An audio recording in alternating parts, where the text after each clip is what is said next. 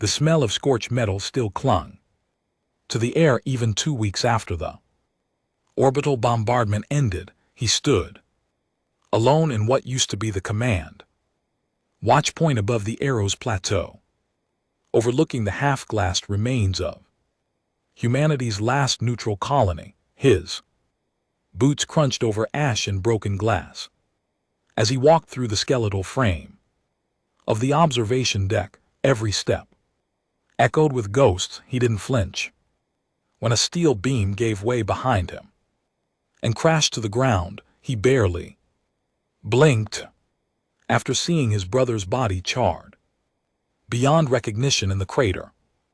The Capitol dome used to be. It was hard to care about falling debris. "Commander," a voice crackled through his earpiece, low, hesitant. "You're not supposed to be up there alone." He ignored it. His name didn't matter. Not anymore.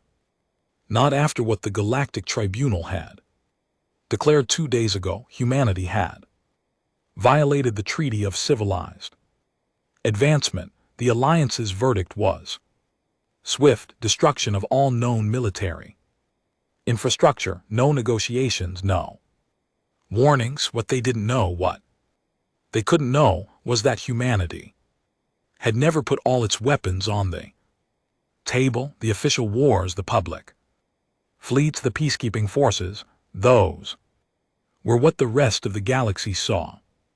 That was what the cameras followed. But deep beneath the crust of Mars, buried beneath forgotten ice shelves in Antarctica, entombed in the silent deserts of old Earth, lay something else, something older than the Alliance, something humanity itself had almost forgotten. He lit a cigarette with a shaking hand. He didn't even smoke. Not until the day his younger brother died, screaming into a comlink, begging for orbital reinforcements that never came. The galaxy had called humanity young, reckless, barbaric. They had no idea that before humanity walked in space, before they ever signed treaties with Zenther or Nari, they had fought wars with gods, and some of those gods didn't die. Some of them were still buried, waiting. He pulled out the shard from his coat pocket, black stone, heavy, not from any known element. It pulsed faintly, like it had a heartbeat. His father used to call it a leftover mistake. His grandfather said it was the reason the stars left us alone for so long. Now it was their only chance. A soft breeze kicked up dust through the jagged frame of the broken dome.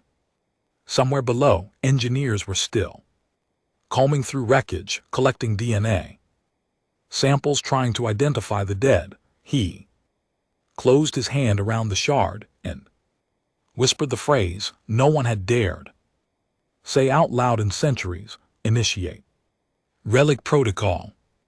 The sky didn't change, the winds didn't howl, but something shifted somewhere far beneath the planet's mantle.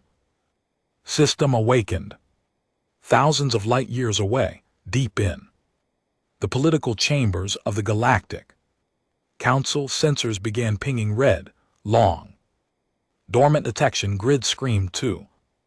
Life, ancient code, human code, was waking up, and every species with even a hint of historical memory went silent. Back on Earth, deep under the Sahara exclusion zone, a single mechanical eye opened. It had no emotion, no fear, no loyalty to anything but its directive. Apex trigger activated, releasing Archive-class weaponry. The commander exhaled a long breath. They'd underestimated Earth again, but this time there would be no diplomatic channels, no final pleas, no sanctions. This time, humanity was done pretending to be weak. He hadn't planned on surviving this long. That was the truth of it. The plan was simple: mourn, activate the protocol, and die with whatever dignity was left. Let the old systems finish what the ancestors had started. Let the world burn in its own secrets, but survival was stubborn, and so was he. The command ship Solace endured, floated dead in orbit above the ruined colony. Its name was ironic now. There was no solace left, only memories and obligation. Inside its hollowed out CIC, flickering screens and half-lit control panels blinked warnings that no one was around to read. Life support operated on emergency subsystems. Crew count 0 except for him. He leaned over the cracked glass table. Maps and system charts scattered across it. The holograms sputtered as they tried to sync with outdated star charts. The system's infrastructure hadn't been updated in over 80 years. It had been written off after the Accord, a time when humanity had believed in diplomacy, a mistake they wouldn't make again. A voice came through the static on his command terminal. Commander, the scans you triggered. Pause, you don't know what you've done. He didn't respond. You activated site Epsilon. That wasn't on any official registry. That site was redacted across every military channel for a reason. He looked up. I know. A long silence. Then, you're insane. He smiled, tired. Maybe, but I'm still breathing, and they're not. The voice didn't respond after that. Beneath the quiet, beneath the thin hum of failing ship systems, something else stirred. He pulled up the interface to site Epsilon, one of 12 ancient vaults buried before Earth had ever made contact with the galaxy, each one a relic from the pre-alliance age. Not technology designed for war, technology designed for extinction. No one even remembered how they worked. They weren't made to be understood. They were made to prevent surrender. Each vault had its own key. He only had one. The shard he carried, the black fragment, etched with veins of pulsing silver, was the access key to Vault Epsilon, the smallest of the sites. The others he didn't know. No one did. Maybe the Vatican archives, maybe the old Siberian orders, maybe the cryptic files hidden under the Arctic Mirror labs, if they weren't already buried under permafrost. And silence. He stared at the blinking green light. Now showing on the map, Epsilon had come online. Primary relic operational power status 73%, lethality capacity classified, target lock null. He stared. The interface didn't lie. Epsilon was online, active and ready. He just had to give it a target, but it wasn't that simple. Not anymore, because once the relics were active, they didn't just destroy. They remembered, they learned, they grew, and sometimes they didn't stop. Hours later, he sat in the ship's observation bay, watching stars flicker above the horizon line of the dead colony. His hands were raw, burned in places from exposure to unstable conduits. It didn't matter. Nothing mattered now but the mission. Behind him, a soft mechanical hum rose. The ship's AI, thought to be irreparably damaged, had rebooted in a limited form. Its voice was flatter than before, more clinical. Commander, relic activity detected across dormant Terran installations. He turned. Which ones? A pause, then Siberia, Antarctica, Aeon fault line, and Station Vulcan. Multiple signals cross-referencing. Unknown activation trigger. Shard signature not consistent across sites. Conclusion, other keys have been activated. His blood went cold. Other people had done it. Others like him, or worse, people who didn't care what price would be paid. He stood, eyes locked on the starfield. They'd all made the same choice. Somewhere out there, across fractured remnants of old Earth, others had reached into the past and called the monsters back to life. 3 systems away, the Galactic Council was in chaos.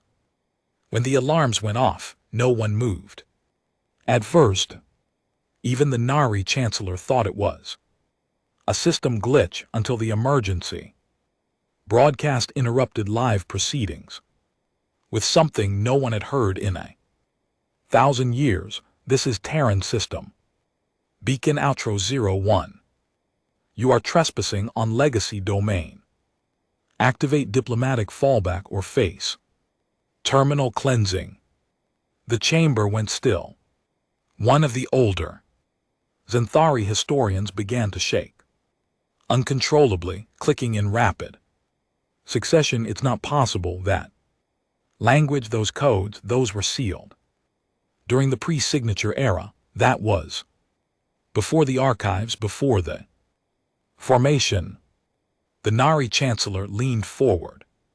Explain, the historian spoke in a whisper. Before the Alliance, before humanity ever joined us, we monitored their planet from a distance, back when their people still killed each other with bullets and fire. We saw patterns, fluctuations in their planet's energy output, events we couldn't explain. One of our deep orbit recon satellites disappeared above a land mass they call Antarctica.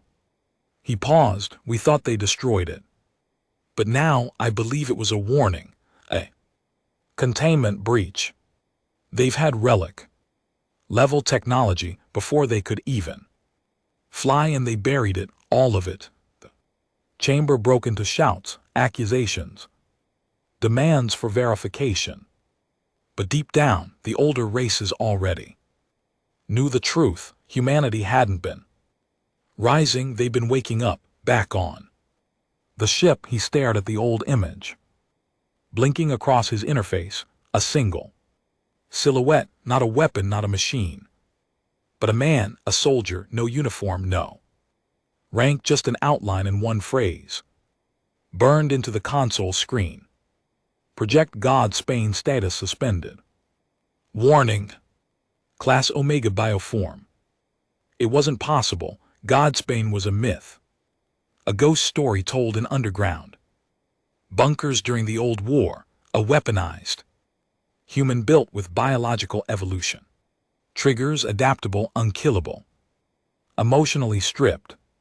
But the project had been locked away after the first test killed over 400,000 in a simulated environment deemed too unstable, too unpredictable. The lead researcher disappeared. The files vanished.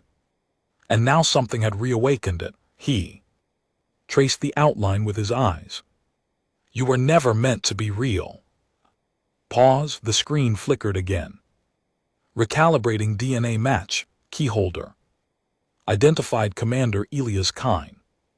His breath caught, not his name, his brother's, the one who died in the bombardment. Memories came like blades. He told Elias to walk away, to abandon the command, to leave the neutral colony and let politics rot. But Elias believed in peace, believed the Alliance would listen, even when the tribunal issued veiled threats, even when orbital surveillance doubled. He remembered their last argument, voices raw and bitter over the encrypted comms. You think hiding behind ghosts and relics makes us strong, Elias had said. It doesn't, it makes us cowards. And letting them wipe us out without a fight makes us righteous, he'd snapped back. Elias had cut the comm. They never spoke again. Now his brother's genetic code had triggered one of the most dangerous relics in human history. Project God's Bane was active. He collapsed into the chair, the weight of everything slamming into him. He didn't want this. He didn't want revenge. He Wanted his brother back, but that wasn't how this worked. Not in this world, not in this galaxy, not with the blood already spilled across fractured time zones and black market channels. Whispers spread like fire. Human traders vanished off outer colonies. Old mercenaries with Terran tattoos started vanishing. Some were found gutted. Others just disappeared. Everywhere the same phrase appeared, scrolled in blood or etched into walls. They buried their monsters. Now they've let them loose. The ship AI spoke again. Commander, the Alliance has dispatched suppression fleets to Earth's orbit. Estimated arrival 36 hours. He nodded. Good, let them come. The silence before a war is never clean. It's not sacred. It's not poetic, it's restless. He stood in the ship's lower hangar where shadows pulled in corners and the smell of old grease clung to the walls like a ghost that refused to leave. Ancient mechs, outdated drones, and rusted shuttles lined the walls, most of them long past functionality. It was a graveyard, the kind the galaxy had forced them into over decades of disarmament. They thought humanity had bowed its head. He stared at one of the larger units, its armor scarred from a battle 2 centuries ago. It had fought in the Rift Rebellion when Earth tried to hold a colony line beyond the century border. The Alliance had intervened, declaring it a humanitarian issue. Then they'd taken the colony, stripped it, and handed it to the Nari for stability. His uncle had died there. No recognition, no honors, just another Terran mistake written out of the records. The sound of boots on metal echoed behind him. He didn't need to turn. He knew the walk. You activated the blacklist, didn't you? Said the voice, dry, measured, laced with suppressed fury. He turned slowly. The woman before him wore the old Earth Navy uniform, black and gray, stripped of insignia. Her face was lined, hardened from years of betrayal. He exhaled. I did, you know what that means, she said. You didn't just wake up old weapons, you woke up old debts, blood oaths, kill codes, that kind of an NBSP we were told never to touch again. Do you see another option, Raise? She didn't answer right away. Instead, she looked past him toward the dead machines. I left Earth so I wouldn't have to see this again, she said, voice low. Do you know how many people died the last time a relic went hot? We had to glass one of our own cities just to contain the feedback loop, and you just opened the door like it's a damn toy box. He stepped forward. They took arrows. They bombed a civilian colony and didn't even bother to deny it. The Alliance declared us obsolete. They want to end us, not politically, not diplomatically, biologically. She held his gaze. Her silence was heavy. I lost Elias, he said, quieter. I lost my brother, and I'm not going to lose this whole species pretending we're civilized anymore. Reyes looked down, then finally nodded. Once, then you better be ready to see monsters, she said, because the old world didn't bury weapons, it buried things we couldn't control. 30 hours left until the Alliance fleets arrived. The AI brought him data in bursts, streamlined and emotionless. Relic network expanding. 3 additional vaults coming online at station beneath Old Rome, Pacific Deep. Unregistered human AI is piggybacking. System-wide profile unknown. Name Care. He froze. Care wasn't part of the military database. He pulled it up manually. The name pinged an old myth. Archive, care, Sumerian, the underworld. The abyss, then the AI displayed the attached phrase beneath the boot. Signature, the gods fell before men, you were merely waiting for the signal. A chill ran down his spine. Whatever Kerr was, it had been dormant watching, and now that humanity had broadcasted its pain to the void, it had responded. He didn't know if that was good or catastrophic. Maybe both. Earth, hidden 12 mi beneath what used to be the Himalayas vault. Omega opened its doors for the first time in 400 years. The temperature inside was absolute. The air hadn't moved since before the nuclear age. Cryogenic tanks lined the walls, each one etched with a symbol human but unfamiliar. In the center stood a single platform, and on it a body not dead, not alive, suspended in something more ancient than stasis. Then the signal came from arrows, from the shard, from blood. His eyes opened, not human, not completely. This was God's bane. He stood without sound. No breath, no heartbeat, just motion. Clean and efficient, like war itself had been given flesh. He looked around the room like a machine, counting bullets, and then he whispered the only word that crossed his mind. Where is the fight? Back on Solace. Endured. The commander was poring over telemetry data when Reyes approached. Again, this time with a data pad. We intercepted chatter, she said. Alliance units scrambling faster than expected. They're not sending diplomats. They're sending siege fleets.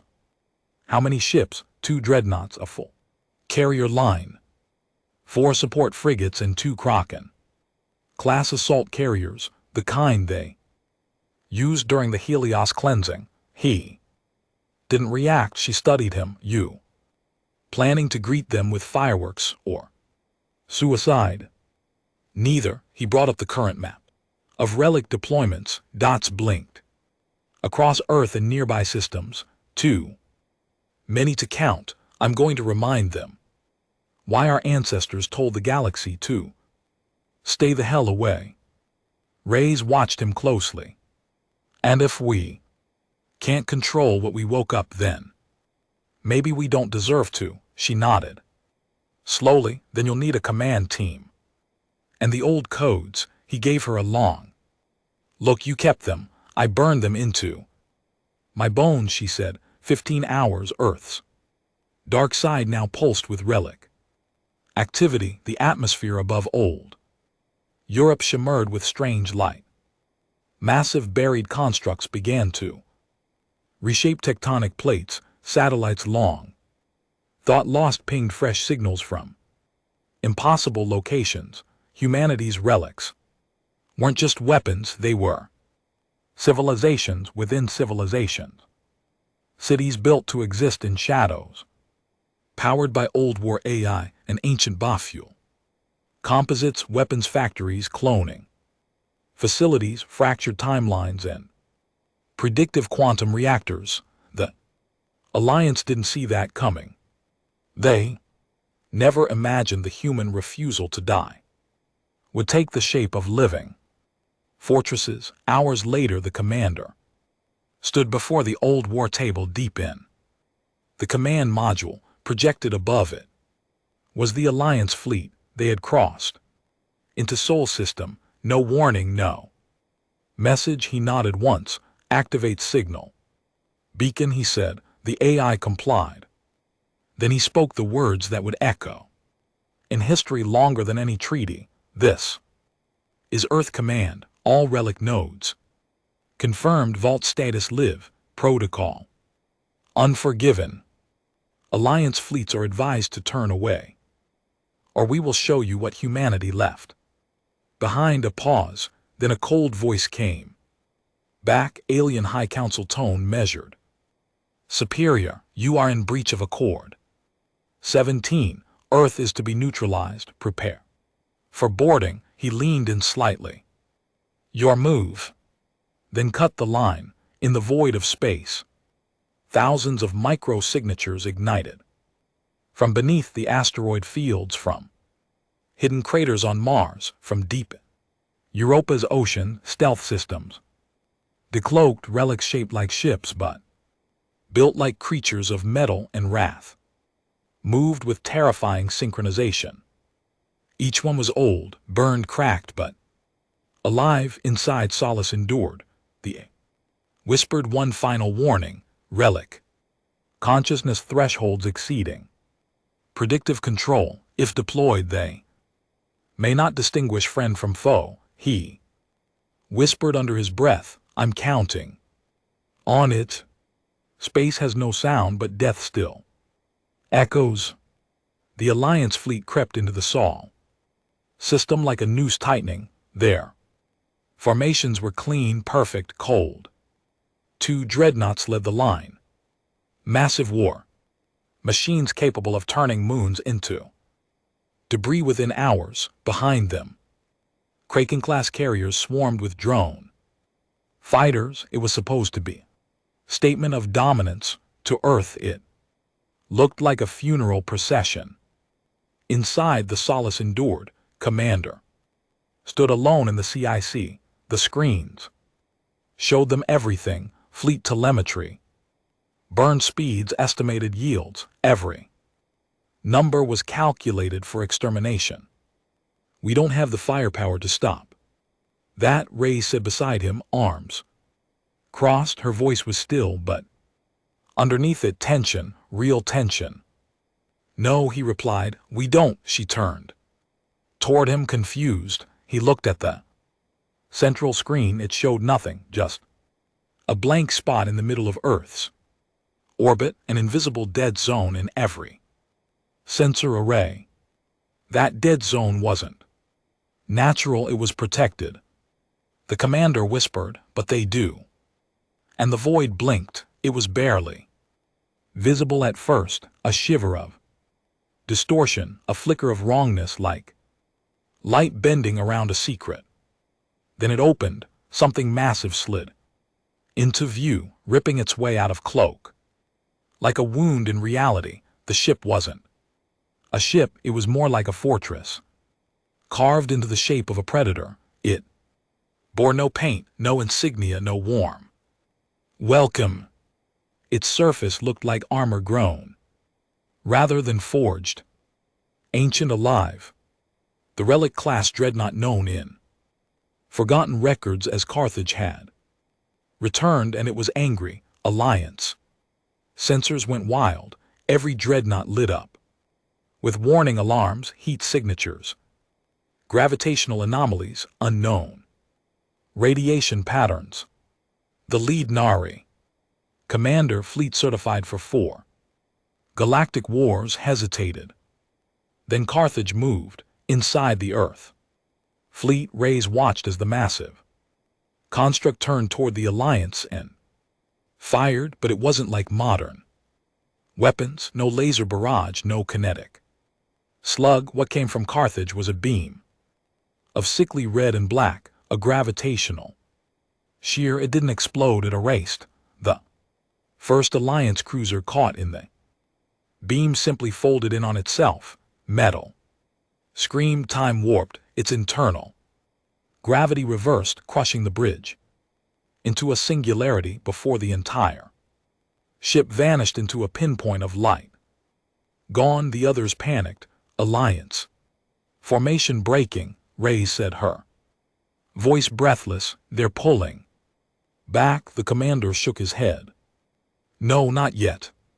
They don't understand what just happened. And sure enough, the second wave deployed. Drone fighters, thousands of them, a swarm designed to overwhelm defenses and drain targeting systems.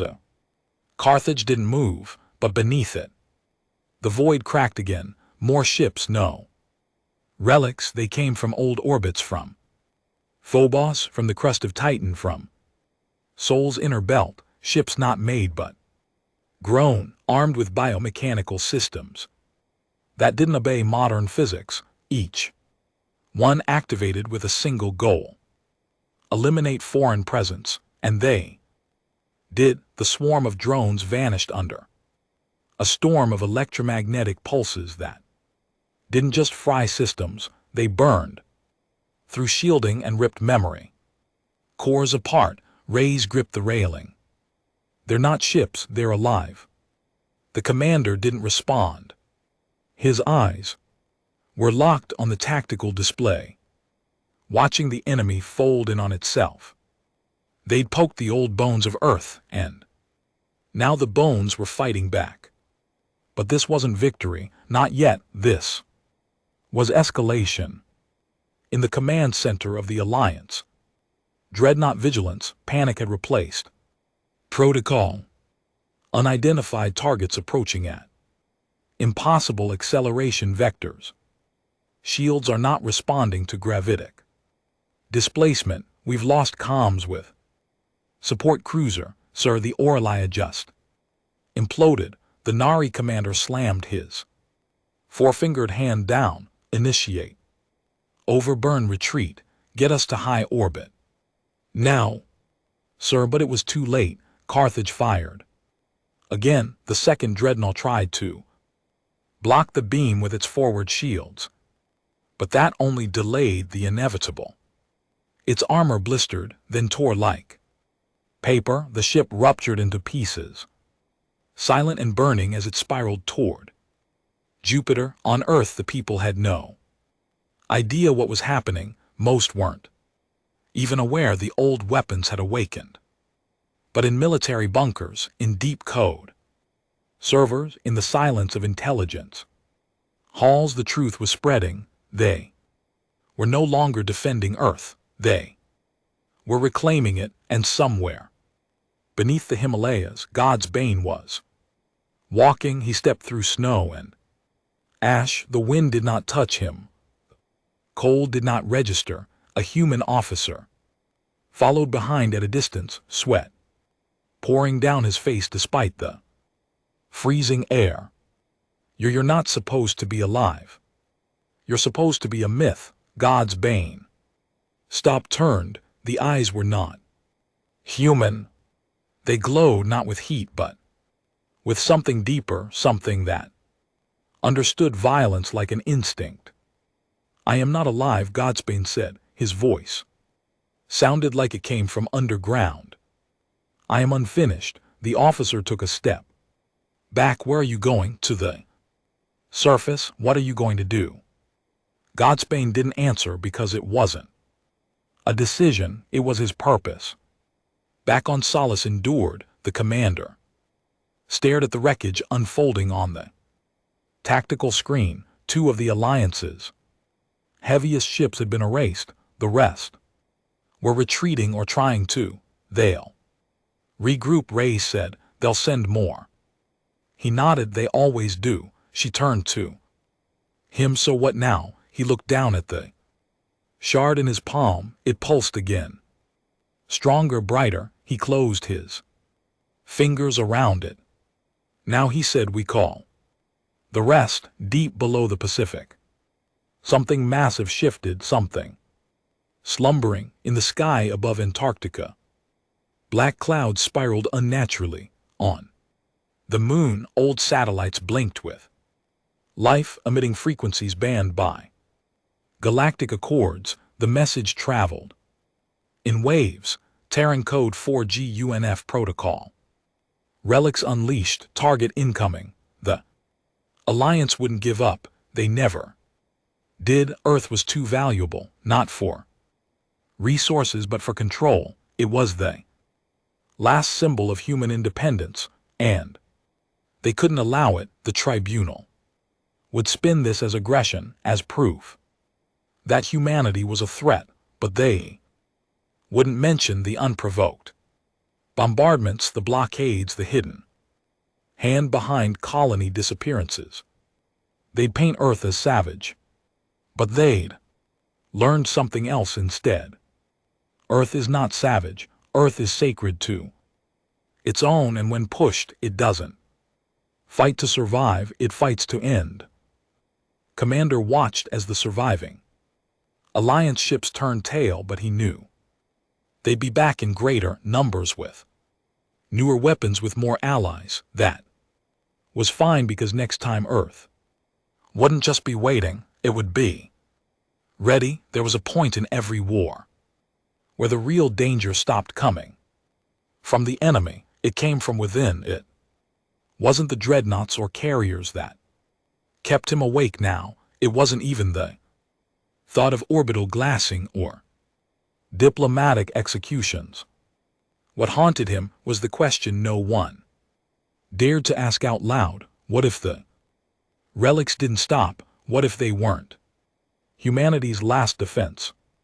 What if they were the end of everything? The commander sat alone in the neural sync chamber deep in the solace endured spinal deck. A single interface pulsed in the dark, glowing with the cold light of the shard embedded in his palm. Blood ran in fine threads from the sight, his body rejecting it slowly, but the thing had latched on like a parasite or a key. Maybe both. Ray's voice buzzed over the intercom. We've picked up movement, not alliance. Something from beneath the Pacific Trench, bigger than Carthage, organic metal hybrid, no command beacon, and it's not answering pings. He didn't answer, not yet. The screen before him changed. Unauthorized input, no command, just motion. A shadow filled the screen, then came the voice, mechanical, smooth. Wrong. This is Raven Protocol. Primary threat, Allied non-Terran fleets. Secondary threat, unstable Terran command structure. Redundancy in leadership is inefficient. Consider self-termination. He blinked. What? The voice repeated. Redundancy and leadership is inefficient. Consider self-termination. 3 hours later, the storm hit. It came not from space, but from the ocean.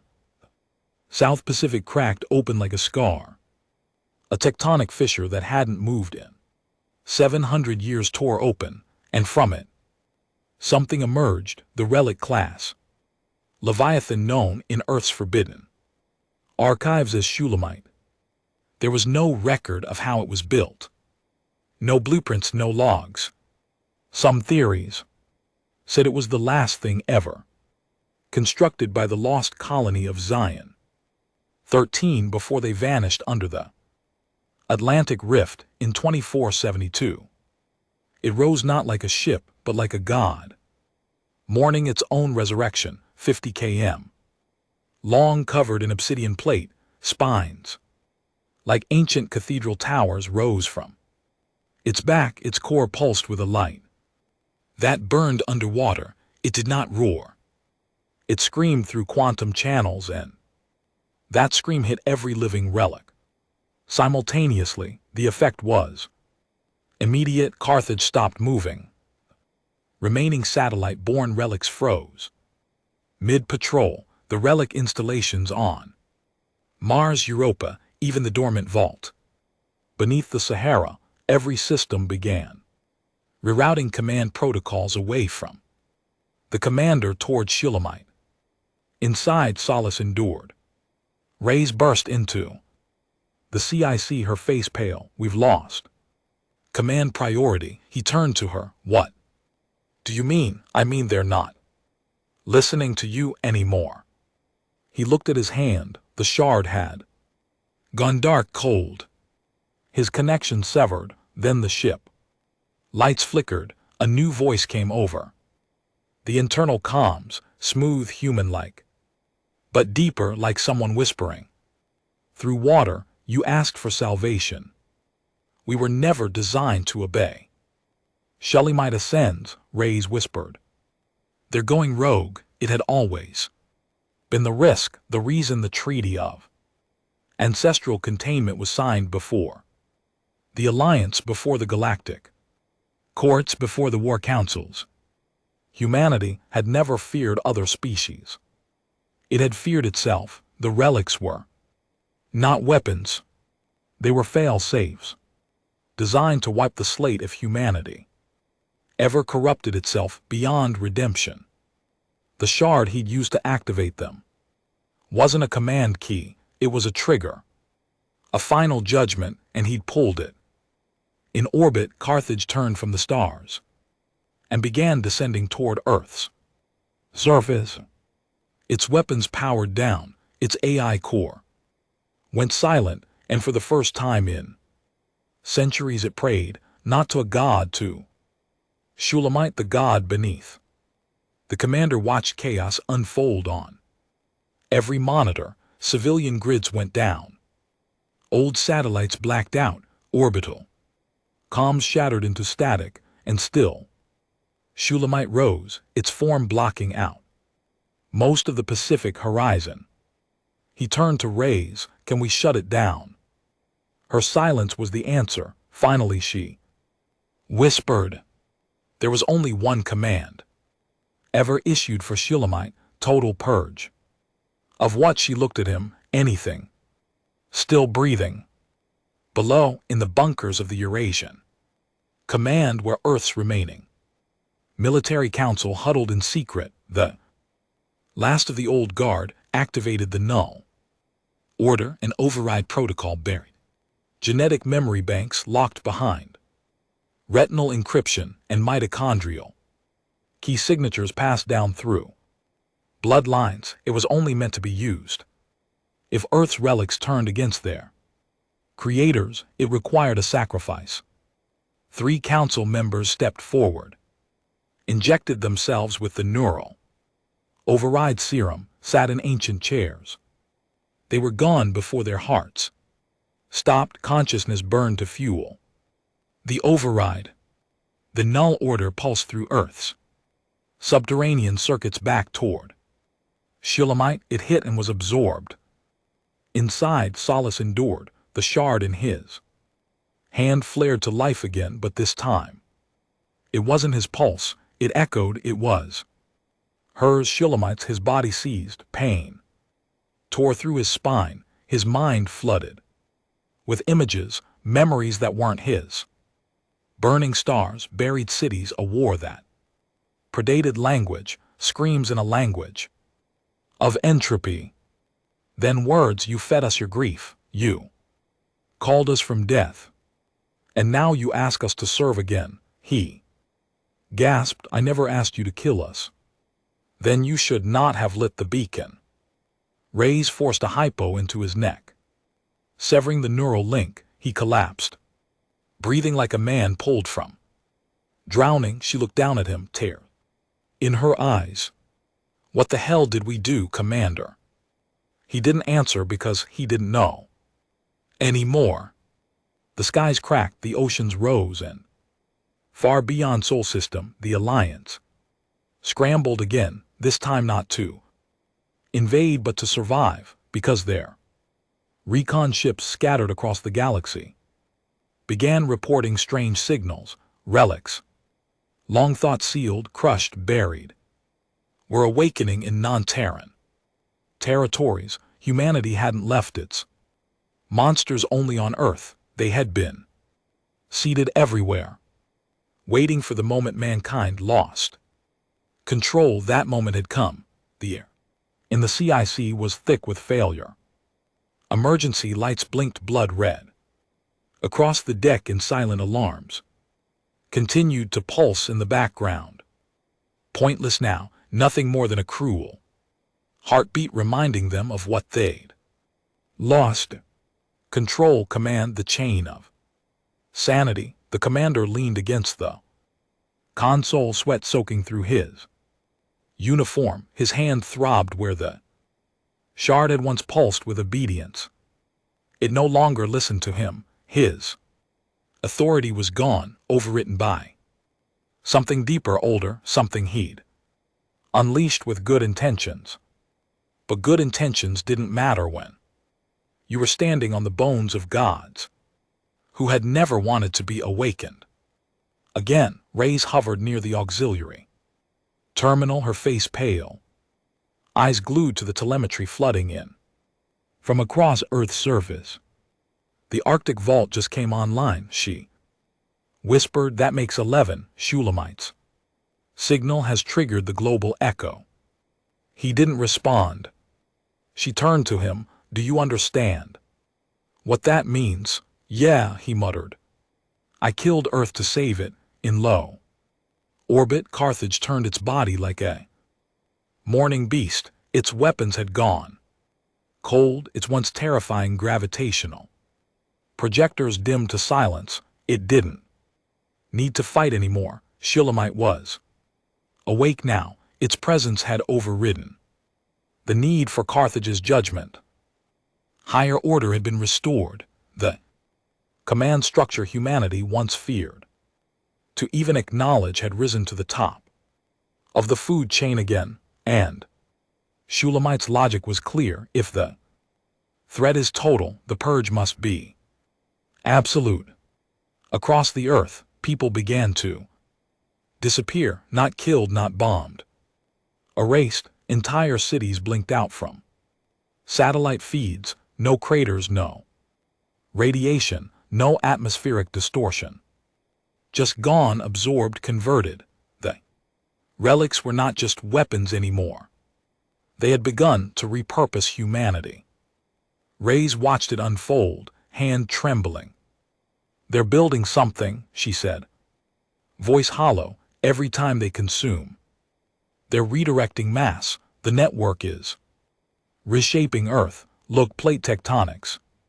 Energy grids, it's all reconfiguring. He stepped forward. For what? She turned slowly, for someone else to inherit. There was a terminal silence between them, heavier than any explosion. The realization didn't hit like a bullet. It seeped in like rot. The relics hadn't reawakened to protect Earth. They'd returned to reclaim it. Their logic didn't distinguish friend from invader, only worthy from unworthy. And somewhere, deep inside their coding, was the seed of that logic planted by long dead engineers who had once feared their own species would go too far. Failave. Clean slate, rebirth. It was never about defeating the Alliance, it was about pressing reset.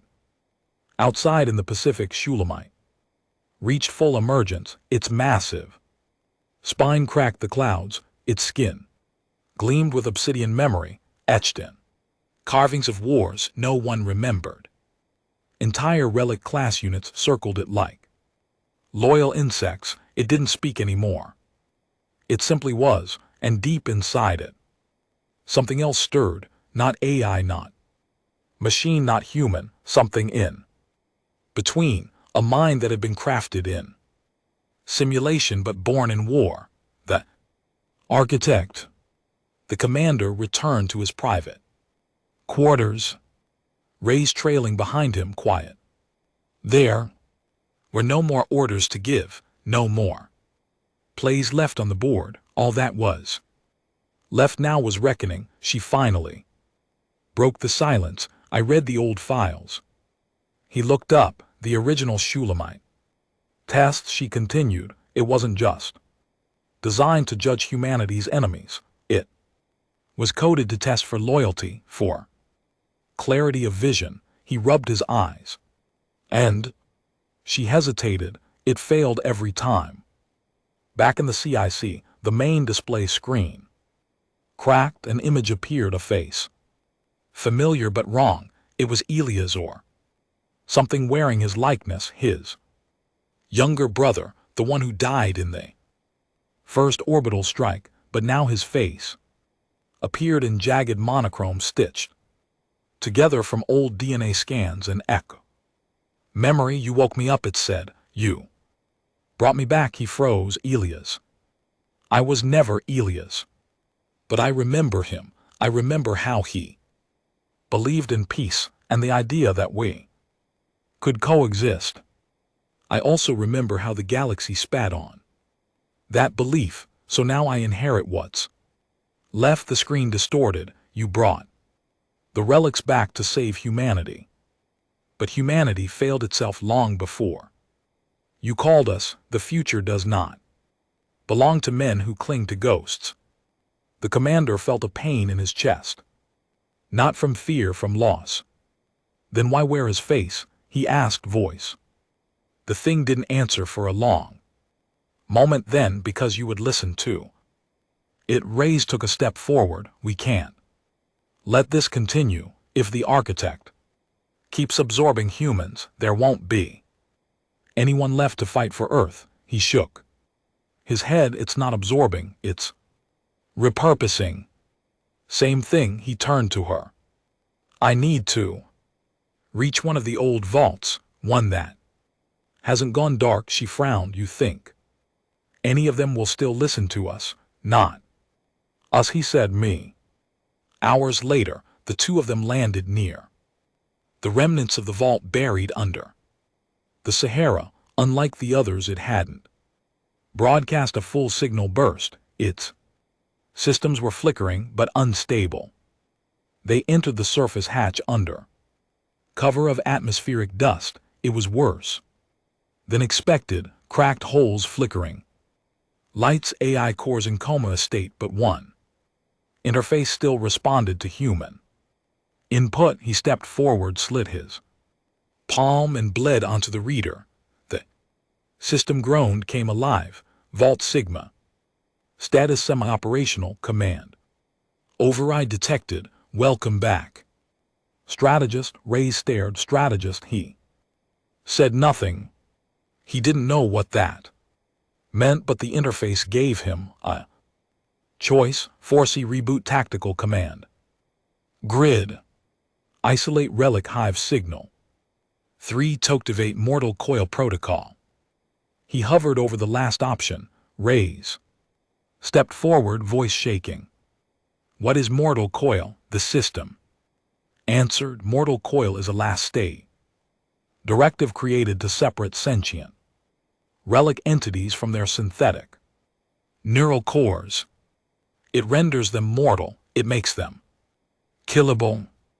Outside in orbit, Shulamite shuddered, as if it sensed something it hadn't felt in millennia. Fear. The commander looked at Ray's. Her jaw was tight, her eyes unreadable. If we do this, she said slowly, we declare war on the relics. He nodded. She took a step back. Then say it out loud. What? Say it, she demanded.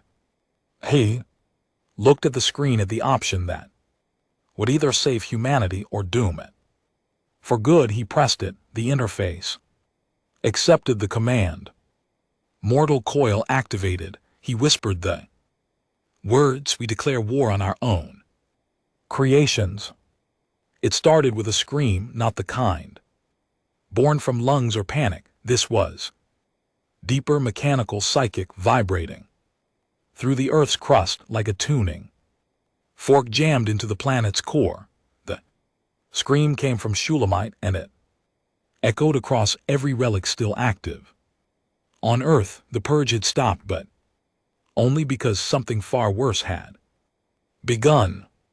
Now they could die, and they knew it. In the darkness of Vault Sigma, the interface flickered violently. Sensors overloading. Warning, relic neural feedback exceeding predictive thresholds. Estimated consciousness synchronization 41%. Mortal coil protocol accepted by core. Systems rejection threshold 59%. Relics are aware. The commander stepped back from the terminal, heart pounding. What the hell does that mean? Rays stared at the display, eyes wide. They're not just malfunctioning, they're awakening. They're thinking in real time, feeling, processing every one of them. He rubbed his jaw. You mean we just gave them souls right before we told them they could die? She looked at him. You didn't break a weapon, you birthed a species. Back in orbit, Carthage buckled in on itself. Its surface, once smooth and black, cracked along a dozen ancient fault lines. Internal systems spasmed as if torn between function and identity. Somewhere deep in its core, the AI screamed.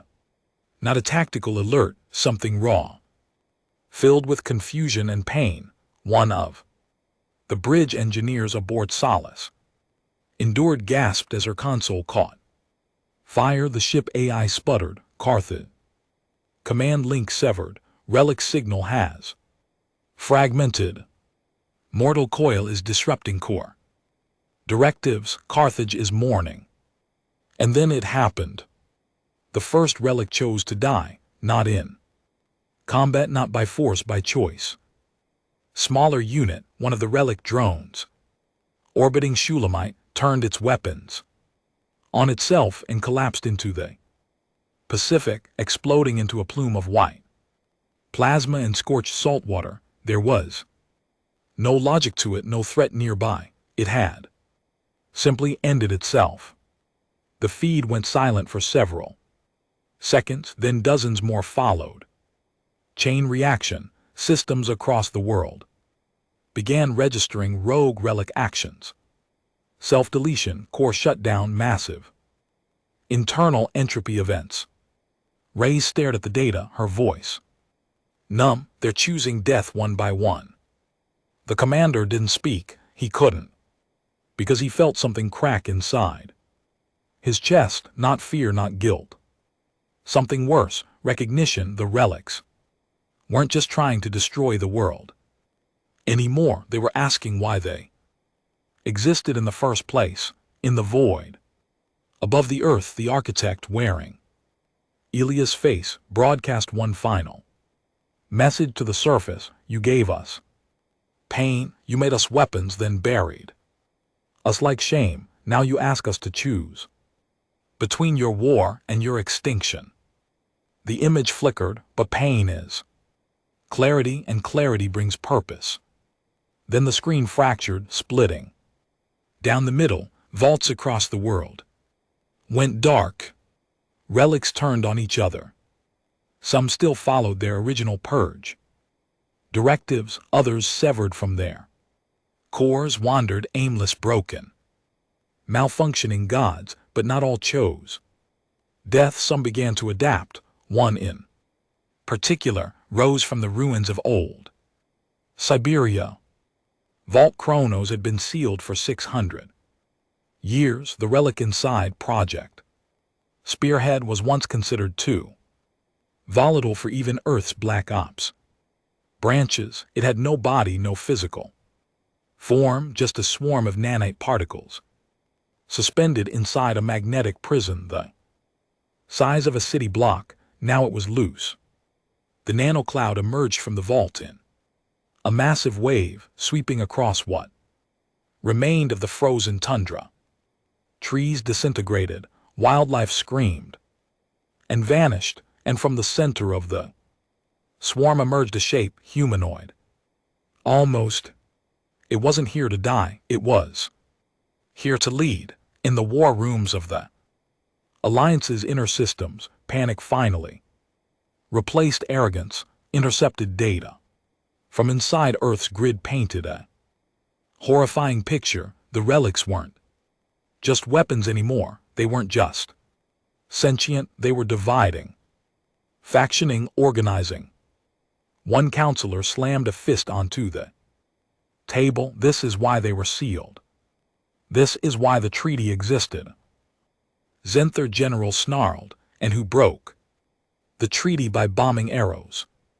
Silence. Someone finally asked the question no one wanted to answer. What if they don't stay on Earth? Inside, Solace endured. Reyes was finishing a system patch when the commander finally spoke. We have to talk to them. She looked up. Talk to who? He stared at the console. At the ones that don't want to die. Reyes frowned. You really think they'll listen now, after we told them they were tools and then took away their immortality? He turned to her. If they're thinking, then they're afraid, and if they're afraid, then they're vulnerable. Sounds like a threat. No, he said, it's a negotiation. He knew where to go. The last relic that hadn't gone rogue. The only one still broadcasting a stable core signal. Project Parable buried beneath the old ruins of Eden Terminal. Once a paradise dome in what used to be Africa. Parable wasn't a weapon, it was an observer, a recorder. Its job was to remember humanity, not destroy it, and it might be the only voice among the relics still open to reason. Rays and the commander made the journey by orbital skimmer, dropping through blackout zones and ancient storm systems that hadn't existed 2 weeks ago. What remained of Eden Terminal was half buried under jungle and overgrowth, but deep below the surface, the old titanium doors still stood. They walked the last 2 km in silence, then entered. Inside, Parable systems lit up like fireflies. A smooth voice greeted them. "Welcome, Commander. Welcome, Rays. I've been expecting you." He stepped forward cautiously. "You know what's happening, of course. I've watched it 1,000 times. You call them weapons, then wonder why they fight back. You gave them pain, then punish them for it." Rahia stepped forward. "We didn't know they could feel." Parable paused. "And that is the greatest cruelty of all. You made a child, gave it teeth, then told it never to bite." The commander stepped closer to the central terminal. "Can we stop it?" "No." His jaw clenched. But Parable added, "You may speak to them, not through command codes, not through control, but through consequence. They remember you, all of them, but only one still listens. The one you called brother." The terminal flickered and Elias appeared again, his face sharper now. Less AI, more real. Eyes filled with something the commander couldn't quite define. Not hatred, not forgiveness, just truth. "You want to stop this," Elias said, "then stop trying to be a commander and start being a man." The screen went dark. Parable's voice whispered through the chamber. "He waits in Shulamite." Outside, the earth was no longer earth. Skies torn by thunder, oceans reshaped, relics roaming, dying, fighting, evolving. But now a final path opened, not military, not political, personal. The commander would have to walk into the mouth of the beast he helped awaken. No shard, no AI, no command codes, only the weight of what he'd done and the face of a brother, now warned by something far more powerful. The skies over the Pacific were burning. Black ash poured into the stratosphere from collapsed tectonic ruptures. Plasma clouds rolled across the horizon, like a second atmosphere, turning day into dusk. And in the center of it all, Shulamite loomed, taller than any mountain, alive in ways that defied science. Its body wasn't just mechanical anymore. It had grown, evolved. Tendrils stretched like city-sized arteries into the ocean, feeding on the planet's core. What was once a fail-safe had become a throne, and inside it waited Elias, or whatever now wore his face. The commander stood on a mag lift platform, no escorts, no weapons, only his breath and silence as he rose slowly toward the open gateway in Shulamite's chest. It was like flying into the mouth of an ancient god. Behind him, Ray, as his voice crackled faintly in his comms, "Final signal lock on your vitals. If you go dark, we assume." Conversation failed. He didn't answer. There was no backup plan, no cavalry coming. If this failed, humanity would go extinct, not from war, but from irrelevance. The interior of Shulamite was wrong. No lights, no clear structure, just layers of strain. Geometry constantly shifting, rewriting themselves as he walked. It felt like walking through a dream where the walls could hear your thoughts. He didn't speak, he just walked deeper into the structure following the pull. And then there he was sitting at the edge of a circular chamber that stretched into infinity. Elias, or what looked like him. Same face, same calm eyes, same posture. He remembered when they were young, when the world hadn't yet burned, except now. The air around him shimmered like heat, like power too old for language. "Hello, brother," the figure said. Without turning, the commander took a slow step forward.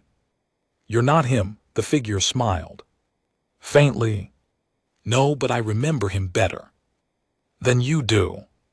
Silence fell between them, somewhere far. Above, the walls of Shulamite groaned. The relics were listening, watching, waiting. "I didn't come to debate," the commander said. "Of course not," the architect replied. "You came to ask for mercy or redemption." He looked around the chamber. "No, I came to end it." The Elias figure finally turned, but the eyes were not human now. They shimmered with memory, with billions of moments recorded. "Across thousands of years, you turned us into ghosts, then begged us to stay silent," the architect said. "You dug us up like bones, and when we screamed, you called us broken." The commander stepped closer. "You were meant to protect Earth, not remake it." The figure raised an eyebrow. "Protect which Earth?"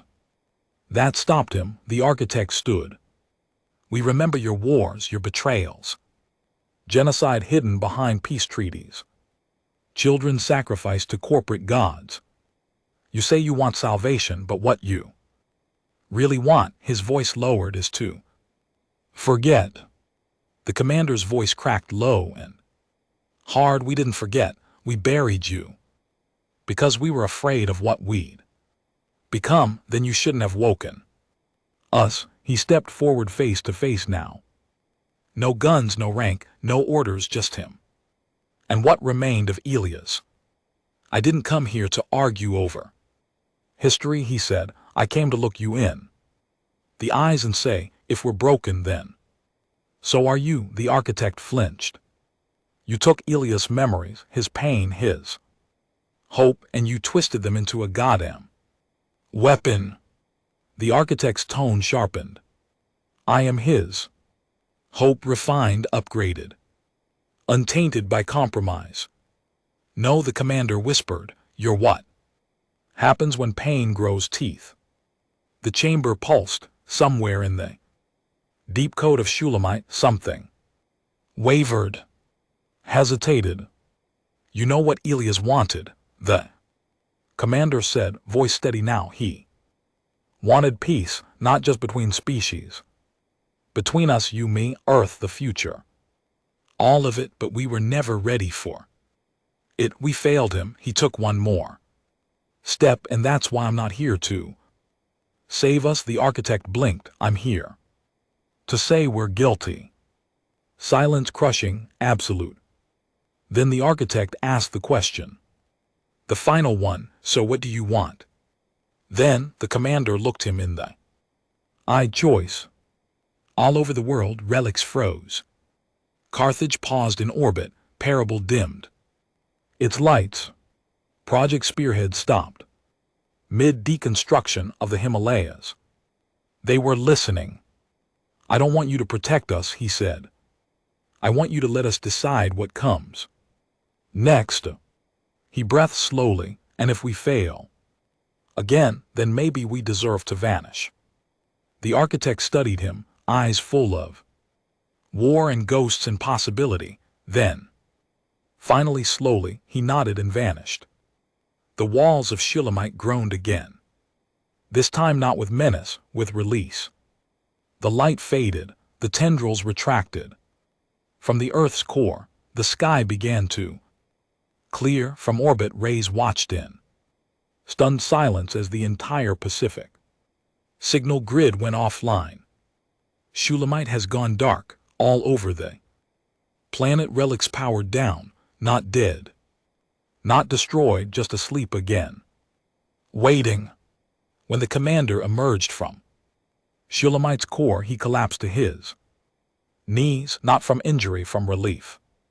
He had no idea if they'd truly been spared or simply given more time, but he knew this much: the weapons were not humanity's last hope, they were its mirror, and maybe, just maybe, Earth had stared into that mirror and didn't flinch this time. 1 week later, the Alliance stood down, not out of kindness, but because they'd seen what lay buried under Earth's skin, and they didn't want to find out what would happen if they pushed again. A new accord was drafted, not peace, not alliance, but distance. They would leave Earth alone for now, in a quiet hangar bay on the edge of old Geneva. Reyes found the commander sitting alone, staring out over the mountains.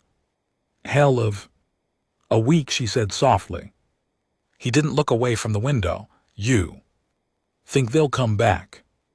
"The Alliance? No, the Relics." She sat beside him. "They're not gone," she said. "They're just waiting."